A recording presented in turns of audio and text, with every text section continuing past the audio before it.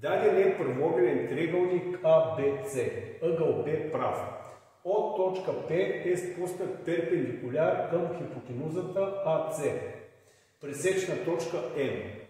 Ако BC е равно на 3, точка М среда на АЦ и МП равно на единица, да се намери ъгъл алфа.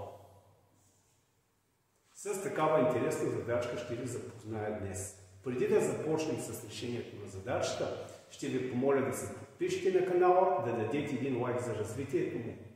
Аз започвам с решението. Първо записвам какво е дадено. Триъгълник АБЦ правоъгълен.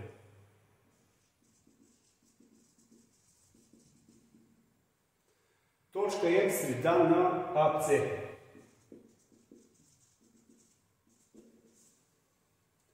МП равно на 1. БЦ равно на 3. Търси се ъгъл алфа. За решението на задачата ще използвам подобни триъгълници и Питагорова теорема. Първо, разглеждам триъгълници АБЦ и МПЦ.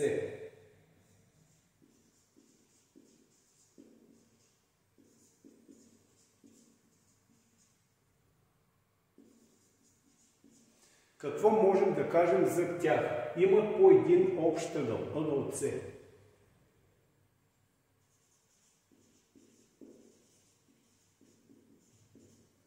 И второ, имат по един прав ъгъл. Този ъгъл е прав и този ъгъл е прав.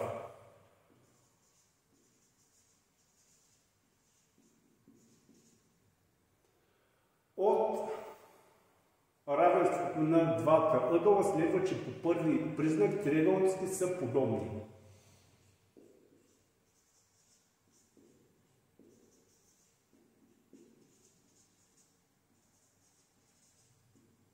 От подобието на триъгълниците следва пропорционалност на техните страни. Аз ще взема съотношенията така, че да използвам дадените отсечки. Знаем, че това е единица. BC е равно на 3. Първо, срещу общият ъгъл и малкият триъгълник MP върху AB се отнася така, както сега срещу този ъгъл MC. Този ъгъл съответства на ъгъл алфа BC. Замествам с това, което зная. MP е 1 върху AB се отнася така, както MC върху BC. BC е 3. Или AB по MC равно на 3. Ето една зависимост между две страни. Второ, за триъгълника АБЦ прилагам Питагорова теорема.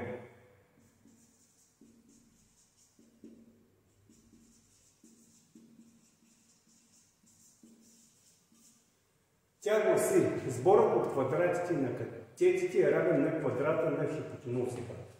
АБ на квадрат плюс БЦ на квадрат е равно на АЦ на квадрат. АБ на квадрат плюс BC по условие е 3, 3 на квадрат е 9, равно на АЦ на квадрат. Но сега ще използвам това, че точка М е среда на страната АЦ. И АЦ ще го представя като 2 пъти МЦ цялото на квадрат. Или АБ на квадрат плюс 9 е равно на 4 пъти МЦ на квадрат. Или АБ е равно на 4 пъти МЦ квадрат минус 9 под корен. Ето още едно равенство, в което участват отсечките АБ и МЦ. Сега замествам тук и получавам квадратен корен 4mc квадрат минус 9 умножено по mc равно на 3. За да реша това уравнение, повдигам и двете страни на квадрат. 4 пъти mc квадрат минус 9 умножено по mc на квадрат равно на 9. Разкривам скобите. 4 пъти mc на четвърта степен минус 9 mc квадрат минус 9 равно на 0. Получавам би квадратно уравнение, полагам mc на квадрат равно на хикс. И нашето уравнение придобива вида 4х квадрат минус 9х минус 9 равно на 0. Хикс 1, 2 е равно на дробна черта 9 плюс минус. Дискриминантата е 9 на квадрат 81 плюс 144 върху 2 по 4. Хикс 1, 2 е равно на 9 плюс минус 15 върху 8.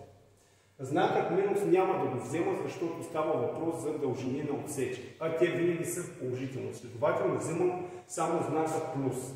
Значи хикс е равно на 9 плюс 15, 24 върху 8, равно на 3. Връщам се към полагането.